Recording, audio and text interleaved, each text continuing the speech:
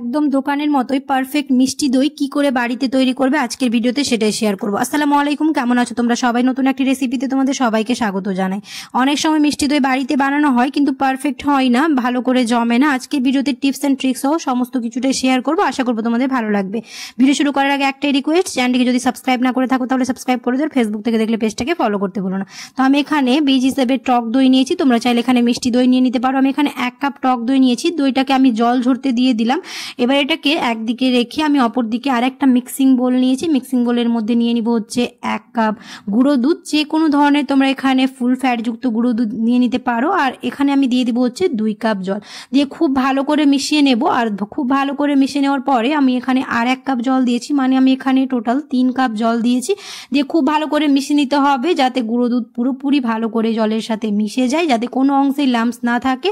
খুব ভালো করে মিশিয়ে নেওয়ার পরে এবার এটাকে একদিকে রেখে দেব। অপর দিকে আমি এবার ক্যারামেল করব, তার জন্য আমি এখানে ননস্টিকের একটা প্যান নিয়েছি, ওর মধ্যে দিয়ে দিলাম হচ্ছে চিনি। আমি এখানে 2 চা চামচের মতো চিনি দিয়েছি, যেহেতু আমি এটা টক মিষ্টি রাখবো তার জন্য চিনিটা কম দিয়েছি। তোমরা চাইলে এখানে বেশি মিষ্টি করলে আর একটু কম বেশি করে নিতে পারো চিনি। খুব ভালো করে আমি ক্যারামেল করে নিয়েছি, আর গ্যাসের ফ্লেমটাকে লো করে রেখেছিলাম যাতে এখানে পুড়ে না যায়। আর তোমরা তোমাদের পছন্দ মতো কালার অনুযায়ী ক্যারামেল করে নিতে পারো। দিয়ে আমি এখানে দিয়ে দিলাম হচ্ছে যে আমরা দুধটা মিশিয়ে রেখেছিলাম, সেই দুধটা দেওয়ার পরে খুব ভালো করে মিশিয়ে নেবার। ভয় পাওয়ার কিছু নেই, ক্যারামেলটা এরকম নাড়তে নাড়তে ঠিক পুরোপুরি গলে যাবে। খুব ভালোভাবে ক্যারামেলটা আমাদের মেল্ট হয়ে গেছে দুধের সাথে, দেখতেই পাচ্ছ। এবার 2 থেকে 3 মিনিট খুব ভালো করে ফুটিয়ে নেব, আর দিয়ে একটুখানি ঘন করে নেব। তোমরা চাইলে এখানে লিকুইড দুধের করে নিতে পারো, তবে মাত্র 1 কাপ গুঁড়ো দুধ দিয়েই আমরা অনেকগুলোই দই বানিয়ে ফেলতে পারবো, একদম দোকানের মতোই।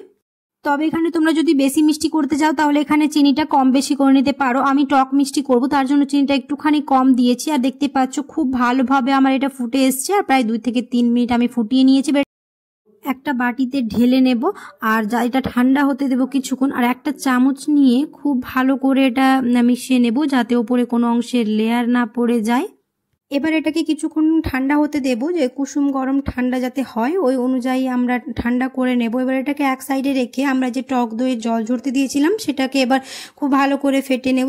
খুব ভালো করে ফেটে নিতে হবে যাতে একটা ক্রিমি ক্রিমি ভাব আসে, তাহলে মিষ্টি দইটা খুব মসৃণ হবে। আমি খুব ভালো করে একটুখানি সময় নিয়ে ফেটিয়ে নিয়েছি। এটাকে কুসুম গরম রাখতে হবে, খুব বেশি গরম বা ঠান্ডা রাখা চলবে না, যাতে আমি আঙুর অনেকক্ষণ সময় ধরে এরকম ডুবিয়ে রাখতে পারি। তো আমার এটা খুব ভালো করে কুসুম গরম হয়ে গেছে। এবার এর মধ্যে ফেটে রাখা দইটা দিয়ে দেব, দিয়ে খুব ভালো করে মিশিয়ে নেব।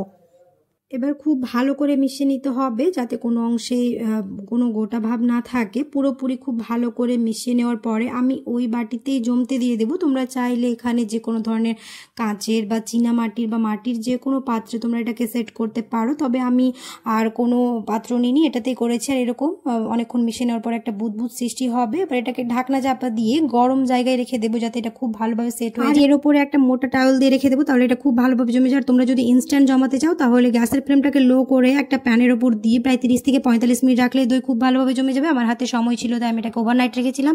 আর দেখতে পাচ্ছ কি সুন্দরভাবে জমে গেছে। এরকমভাবে দই বানালে একদম পারফেক্ট দোকানের মতোই হবে, আর যে কেউ বানিয়ে ফেলতে পারবে।